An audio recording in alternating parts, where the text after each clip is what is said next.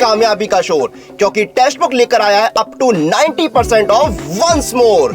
जी हाँ, इस 20, 21 और 22 अप्रैल को टेक्स्ट बुक लेकर आया है सभी सुपर कोचिंग जैसे SSC, banking, teaching, engineering, UPSC and state PSC पर अप टू 90% ऑफ एंड 50% की एक्स्ट्रा वैलिडिटी। तो जनाब देर किस बात की, नीचे दिए गए लिंक पर क्लिक करके इस ऑफर का लाभ उठाइए और हम जल्द आएंगे आपको देने सिलेक्शन की मुबारकबाद। हेलो एवरीवन, कैसे हैं आप सभी। तो देखिएगा यहाँ पर मैं वैभव सर आपके लिए लेकर के आया हूं एक नई रिक्रूटमेंट जिसमें सिविल और इलेक्ट्रिकल दोनों के लिए वैकेंसी है। और ये जो रिक्रूटमेंट है वो कहां से निकल करके आ रही है, क्या है, इन सभी के बारे में बात करेंगे। बिल्कुल वीडियो के लास्ट तक बने रहिएगा और अगर चैनल को सब्सक्राइब नहीं किया तो सब्सक्राइब कर लो, क्योंकि ऐसे नोटिफिकेशंस के बारे में आपको पता चलता रहेगा। तो देखो यहाँ पे यार जो हम बात करते हैं, यहाँ पर काशी हिंदू विश्वविद्यालय जो हम बात करते हैं बनारस हिंदू यूनिवर्सिटी की तरफ से एक एडवर्टाइजमेंट नंबर निकाला गया जिसमें non teaching post group A और ग्रुप बी की पोस्ट के लिए यहाँ पर रिक्रूटमेंट दे दिया गया है। इस रिक्रूटमेंट के अंदर अगर मैं बात करता हूं यहाँ पर, तो जो हमारी लास्ट डेट है ऑनलाइन सबमिशन की वो हमारी कितनी है, 3/5/2023 शाम को 5 बजे तक, मतलब 3 मई 2023 शाम को 5 बजे के पहले आपको सबमिट कर देना है। और यहाँ पर जो last date of submission of download application, मतलब जो डाउनलोड एप्लीकेशन करते हैं वो आपके रिस्पेक्टिव इंस्टीट्यूट तक जो है वो 6/5/2023 तक पहुंच जाने चाहिए शाम को 5 बजे तक। और जो एग्जामिनेशन फीस यहां हम बात करते हैं, एप्लीकेशन फीस रखी गई है वो 1000 रुपीज रखी गई है ग्रुप ए के लिए, जिसमें हम बात करते हैं UR, EWS and OBC category के लिए ग्रुप ए के लिए 1000 रुपीज रखी गई है। और सेम अगर हम यूआर, ईडब्ल्यूएस और ओबीसी की बात करते हैं तो ग्रुप बी के लिए यहां पर 500 रुपीज यहां पर रखा गया है। नेक्स्ट मैं बात करूंगा यहां पर क्या नेक्स्ट मैं बात करूंगा एससी, एसटी और पीडब्ल्यूडी एंड विमेंस कैंडिडेट्स की बात करेंगे। तो इन सभी को यहां पर क्या किया गया है, नो फीस कंडीशन में रखा गया है, मतलब इन्हें कोई भी फीस पे करने की जरूरत नहीं है और सारे ट्रांजैक्शन आपको ऑनलाइन ही करने हैं। नेक्स्ट यहां पर एक और इंपॉर्टेंट चीज लिखी हुई है क्या, कि ये जो non teaching requirement, non teaching post निकली हुई थी, जो पहले एक एडवर्टाइजमेंट नंबर लिखा हुआ था जिसमें हमारे 3/2016-17 और एडवर्टाइजमेंट नंबर 6/2018-19 में जो पोस्ट निकली हुई थी वो पोस्ट सारी की सारी इस वाले एडवर्टाइजमेंट में मर्ज कर दी गई हैं। तो आपको अगर तब भी फॉर्म भरा हुआ था तो फिर से फॉर्म भरने की जरूरत है, फिर से आपको फॉर्म अप्लाई करना पड़ेगा और उसके लिए आपको कोई फीस पे करने की जरूरत नहीं पड़ेगी, कोई फीस पे करने की जरूरत नहीं पड़ेगी। साथ ही साथ जो बोला गया है कि ऑनलाइन एप्लीकेशन सबमिट करने के बाद आपको यहां पर जो फॉर्म है वो आपको सेंड करना है, मतलब इसकी हार्ड कॉपी डाउनलोड करने के बाद सेंड करना है। किस एड्रेस पे सेंड करना है, recruitment and assessment cell, Banaras Hindu university, Varanasi 221005 पर यहां पर करना है। ये आपका पिन कोड हो सकता है। तो ये कंडीशन निकल करके आ रही है, ठीक है। चलो, तो ग्रुप ए की पोस्ट में हमारे पोस्ट कोड हमारे क्या क्या है ये हमें दिया गया है, और लेवल 12 की पोस्ट है, लेवल 11 की, लेवल 10 की, और ग्रुप बी में लेवल 7 और लेवल 6 की पोस्ट यहां पर निकल के आई है। जो हमारा मेन सेक्टर है वो मेन सेक्टर कहां है, university work department, sir Sunderlal hospital के अंदर। एग्जीक्यूटिव इंजीनियर सिविल की अगर हम देखें तो पोस्ट हमें दिख रही है यहां पर, और असिस्टेंट इंजीनियर सिविल की भी पोस्ट दिख रही है। अगर हम बात करें पोस्ट कोड जो हमारा है वो यहां पर 20300 और 3112 निकल के आ रहा है। तो इसमें यूआर की 1 पोस्ट है एग्जीक्यूटिव इंजीनियर में, और असिस्टेंट इंजीनियर में हमारी 3 पोस्ट यहां पर निकल करके आ रही है, ठीक है। अगेन अगर हम देखें तो जूनियर इंजीनियर सिविल की भी हमारे पास यूआर कैटेगरी में 3 पोस्ट है, और रिस्पेक्टिव अगर हम देखें एससी, एसटी और ओबीसी की बात करें तो यहां पर देखो तो एग्जीक्यूटिव इंजीनियर की टोटल पोस्ट 1 है। अगर हम देखें असिस्टेंट इंजीनियर की टोटल पोस्ट कितना है, 3 निकल करके आ रही है। और हम बात करते हैं जूनियर इंजीनियर सिविल की 3, अगर हम बात करें 3 + 1 और +1 तो टोटल 5 पोस्ट यहां पर निकल करके आ रही हैं। और एक यूनिवर्सिटी के अकॉर्डिंगली देखें तो यहां पर काफी अच्छी पोस्ट है ये। और इलेक्ट्रिकल इंजीनियर की बात करें तो इलेक्ट्रिकल इंजीनियरिंग के अंदर असिस्टेंट इंजीनियर की 2 + 1 हम बात करते हैं 3 पोस्ट, 2 यूआर के अंदर, 1 ओबीसी के अंदर आपको यहां पर पोस्ट देखने को मिल रही है। नेक्स्ट में बात करूंगा यहां पर ये सारी चीजें हैं और भी काफी सारी पोस्ट हैं, तो ये सारी चीजें दी गई हैं। नेक्स्ट हमसे बात की गई है कि जो हमारा जो दोस्त कैंडिडेट जिन्होंने अप्लाई किया हुआ था एडवर्टाइजमेंट नंबर 6/2018-19 के, तो अगर हम बात करते हैं 6/2018-19 में किसके लिए, असिस्टेंट इंजीनियर इलेक्ट्रिकल के लिए, under the post code 3207 UR 1 post थी जिसमें, और UWD and post of assistant engineer electrical under the post code of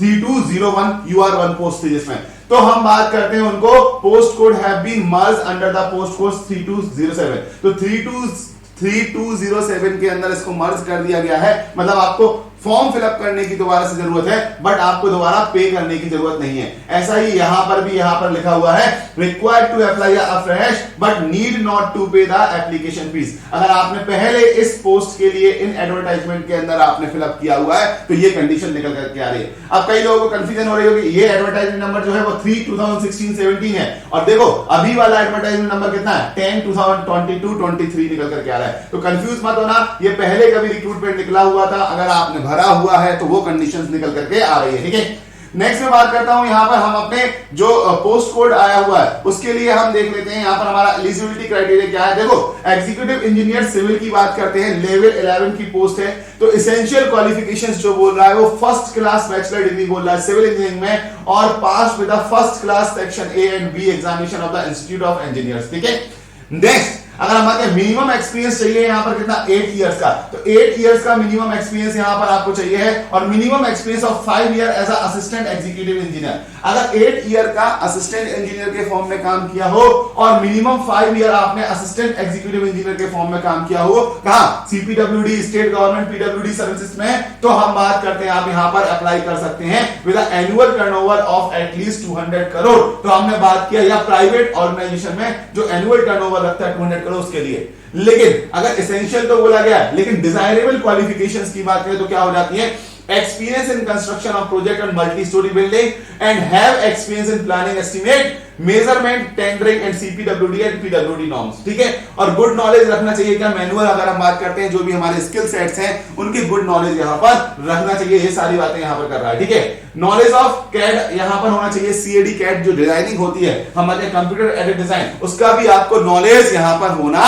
चाहिए। ठीक है, डेपुटेशंस की बात करते हैं, ऑफिसर होल्डिंग एनालॉगस पोस्ट और assistant executive engineer level 10 with the minimum experience of 3 years और as assistant engineer level 7 with the minimum experience of 5 year CPWD और सिमिलर ऑर्गेनाइजेशन के अंदर, तो वो भी यहां पर क्या है डेपुटेशंस के कारण हम बात करते हैं एलिजिबल हो जाते हैं। ये डेपुटेशन मिलने वाला है, ये कंडीशन है। ठीक है, चलो असिस्टेंट इंजीनियर अगर हम सिविल की बात करें तो जो एजुकेशनल क्वालिफिकेशंस है वो क्या है आपका, सिविल इंजीनियरिंग डिग्री होना चाहिए, मिनिमम 3 इयर्स का एक्सपीरियंस होना चाहिए रिलेवेंट फील्ड में as a junior engineer. Junior engineer के फॉर्म में 3 इयर्स का रिक्रूटमेंट हम बात करते हैं यहां पर लेकर के आना चाहिए और ये कंडीशन है। ठीक है, बाकी कंडीशन सेम बनी हुई है। नेक्स्ट मैं बात करता हूं डिजायरेबल क्वालिफिकेशंस की बात करते हैं तो क्या है, एक्सपीरियंस होना चाहिए कंस्ट्रक्शन प्रोजेक्ट में, मल्टी स्टोरी बिल्डिंग के, हम बात करें एस्टिमेशन में, प्लानिंग में, मेजरमेंट में, टेंडरिंग में, इन सभी में इन्होंने काम किया हो, थोड़ा सा स्किल सेट इनके पास होना चाहिए। ठीक है, knowledge of computer aided design वही होना चाहिए और डेपुटेशन क्या है, officers holding analogous post level 7 और minimum experience of 3 years as a junior engineer की बात करते हैं तो वो भी हमारा निकल करके आता है। ठीक है, असिस्टेंट इंजीनियर इलेक्ट्रिकल की बात करते हैं तो जो हमारा एजुकेशनल क्वालिफिकेशन है अगेन वही इलेक्ट्रिकल की डिग्री होना चाहिए, यहां पर फर्स्ट क्लास डिग्री होना चाहिए इलेक्ट्रिकल की, अगर हम बात करें बीटेक की डिग्री होना चाहिए और हम बात करते हैं मिनिमम एक्सपीरियंस होना चाहिए 3 इयर्स का रिलेवेंट फील्ड में as a junior engineer electrical का। ठीक है, और इक्विवेलेंट इन सीपीडब्ल्यूडी डिपार्टमेंट। ठीक है, डिजायरेबल अगर हम बात करते हैं क्वालिफिकेशंस की बात करेंगे तो क्या होगा, प्रोजेक्ट में मल्टी स्टोरी बिल्डिंग्स का, अगर planning estimation and measuring and tendering का हमारा पूरा का पूरा स्किल सेट हमारे पास बना होना चाहिए, एक्सपीरियंस होना चाहिए। ठीक है, वर्क होना चाहिए। ऑफिसर होल्डिंग वही हम बात करते हैं, जो सेम कंडीशन ऊपर थी वही कंडीशन यहां पर। अगर हम बात करें age limit preferably below 45 years, ऊपर देखो यहां पर कहीं भी अगर हम देखें तो एज लिमिट की बात की गई थी, तो एज लिमिट हमेशा प्रेफरेबली 45 ईयर से कम होना चाहिए, प्रेफरेबली 45 ईयर से कम होना चाहिए असिस्टेंट इंजीनियर के किसी भी केस में। ठीक है, तो प्रेफरेबली 45 ईयर से कम होना चाहिए, उन कैंडिडेट को यहां पर प्रेफर किया जाएगा।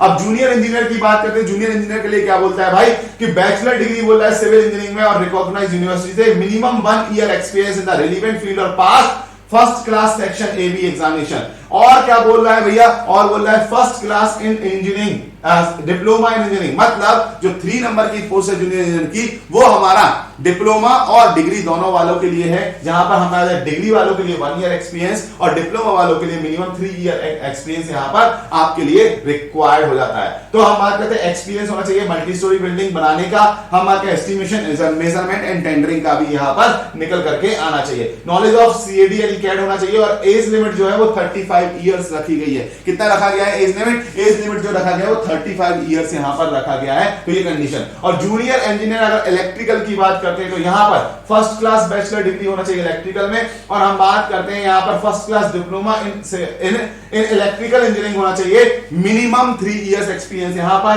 और मिनिमम अगर हम बात करते हैं 1 ईयर एक्सपीरियंस अगर आपके पास डिग्री निकल करके आती है। अगेन यहां पर अगर हम बात करते हैं तो एसेंशियल और डिजायरेबल क्वालिफिकेशंस क्या होता है यहां पर, वही जो है मल्टी स्टोरी बिल्डिंग, और एज लिमिट जो निकल करके आती है वो 35 इयर्स निकल करके आ रही होती है। तो ये बेसिक रिक्वायरमेंट थी किसके लिए? हम बात करते हैं junior engineer civil, junior engineer अगर हम बात करते हैं किसके लिए? इलेक्ट्रिकल के लिए। तो ये रिक्वायरमेंट अगर हम देखेंगे तो हमारे काफी काम की है। देन हम बात करते हैं यहां पर हम आ जाते हैं जनरल इंस्ट्रक्शन जो हमें दे दिए गए हैं, वो जनरल इंस्ट्रक्शन आपको यहां पर पढ़ लेना है कि किस तरीके से है। तो आपको यहां पर जरूर से जरूर फॉर्म फिल करके आपको यहां पर सबमिट जरूर करना है, मतलब हार्ड कॉपी आपको सेंड करनी होगी, ठीक है। और अगर हम बात करते हैं तो रिक्रूटमेंट अगर हम बात करते हैं तो with in the time period आपको यहां पर करना होगा। अब इसका प्रोसीजर क्या होगा? तो देखो यहां पे क्या लिखा, फॉर ग्रुप बी अगर हम group A position the university में कंडक्ट द रिटन टेस्ट और शॉर्ट लिस्टिंग द कैंडिडेट। तो हम बात करते हैं ग्रुप ए के लिए जो हमारा रिटन टेस्ट कंडक्ट किया जा सकता है और शॉर्ट लिस्टिंग ऑफ कैंडिडेट हो सकता है। फर्दर अगर हम बात करते हैं रिप्रेजेंटेशन, प्रेजेंटेशन में आल्सो भी कंडक्ट, ठीक है। Then, if required, further shortlisting and candidate finally shortlisted will be called for interview. मतलब एक हमारा एक इंटरेक्शन और प्रेजेंटेशन सेशन हो सकता है रिटन टेस्ट के बाद, और उसके बाद फाइनली इंटरव्यू के लिए कॉल किया जाएगा, ठीक है। नेक्स्ट ग्रुप बी और ग्रुप सी पोजीशन की बात करते हैं, उसके लिए क्या है? स्किल अगर हम बात करते हैं सेल कंडक्ट का रिटन टेस्ट, एक रिटन टेस्ट कंडक्ट किया जाएगा। Then further skill and physical test shall also be conducted, skill और फिजिकल टेस्ट भी यहां पर किया जाएगा। And candidate shortlisted from the written test, जो हमारे कैंडिडेट शॉर्टलिस्टेड होंगे यहां पर किससे? रिटन टेस्ट के द्वारा। तो प्रोसीजर हमारा सेम लग रहा है, रिटन टेस्ट एंड देन बाकी प्रोसीजर स्किल टेस्ट होकर के या इंटरव्यू होकर के यहां पर आगे की कहानी निकल करके आ रही है, ठीक है। चलो तो हम बात करते हैं यहां पर एक कंडीशन निकल कर क्या रही है। तो हम बात करें यूनिवर्सिटी ने बोला है, बाकी सारी कंडीशंस हैं कि हम बात करते हैं वैकेंसी इंक्रीज डिक्रीज हो सकती है और विड्रॉ भी कर सकता है वैकेंसी। तो ये सारी कंडीशंस यहां पर निकल करके आ रही हैं। तो बिल्कुल यार ये बहुत ही अच्छी जगह है, अगर हम बात करते हैं बहुत ही अच्छा है। यहाँ पर एक नया रिक्रूटमेंट आपको देखने को मिल रहा है। तो बिल्कुल मैंने सारी चीजें यहाँ पर बता दी है, लास्ट डेट एंड कंडीशंस वो सारी चीजें बता दी हैं। तो वो सारी चीजें आप यहाँ पर अप्लाई कर दीजिएगा जल्दी से जल्दी IIT BHU की, सॉरी हम बात करें BHU की साइट पे जा करके। ओके गाइस, तो this is all about this one. और अगर आप प्रिपरेशंस करना स्टार्ट करना चाहते हैं तो देखिएगा यहाँ पर महाबजट अगर हम बात करते हैं, यहाँ पर हमारा क्या है, सिलेक्शंस मुबारक सेल यहाँ पे चल रहा है। चाहे आप AE सिविल की बात करें, चाहे AE इलेक्ट्रिकल की बात करें, तो आपको मिल रहा है 55 प्लस 35% ऑफ और 50% एक्स्ट्रा वैलिडिटी के साथ, मतलब कंप्लीट 6 मंथ का कोर्स 3 मंथ एक्स्ट्रा वैलिडिटी के साथ मिल रहा है। चाहे सिविल हो चाहे इलेक्ट्रिकल हो, वो आपको किसका? वैभव कोड के साथ यूज करने पर आपको यहां पर एक कोर्स मिल रहा है। तो आज ही से प्रिपरेशन स्टार्ट कर दो। अगर आपके पास एक्सपीरियंस है, आपने काफी समय से छोड़ दिया है, तो आप यहां पर वैभव कोड के साथ अपने कोर्सेज को एनरोल करके आगे की तरफ यहां पर बढ़ सकते हैं। तो विदाउट एनी डिले आप यहां पर आगे की तरफ बढ़ सकते हैं, ठीक है। कैसे करना है? कोई भी वीडियो के डिस्क्रिप्शन में चले जाना, डिस्क्रिप्शन में जाने के बाद आपको क्या मिलेगा? यहाँ पर AE सिविल का लिंक मिलेगा। इस सिविल के लिंक के अंदर AE का कंप्लीट कोर्स आपको मिल रहा होता है, और इस कोर्स के देखो यहाँ पर पूरे के पूरे लेक्चर्स मिलेंगे, जल्दी से जल्दी आप इनको कवर अप कर सकते हैं। और यहाँ पर आपको इसके साथ साथ मिलेंगे डाउट सेशन के साथ साथ मिलेंगे यहाँ पर टेस्ट सीरीज, जो कि आपके लिए काफी हेल्पफुल होगी। तो आपको क्या करना है, यहाँ पर जाना है 3709 का बताना है, मत लेना, यहाँ अप्लाई कर देना कूपन कोड। क्या क्या कूपन कोड अप्लाई करोगे? वैभव। और हमारा ऑलराउंडर कोड है, अगर हम देखें तो यहाँ पर चाहे हमारा सिविल हो, इलेक्ट्रिकल हो, मैकेनिकल हो, सभी के लिए एप्लीकेबल होगा। 3444 में आपको यहाँ पर कोर्स अवेलेबल हो जाएगा। ओके गाइस, तो this is all about this recruitment. Okay, thank you everyone. Session को शेयर और लाइक जरूर करना।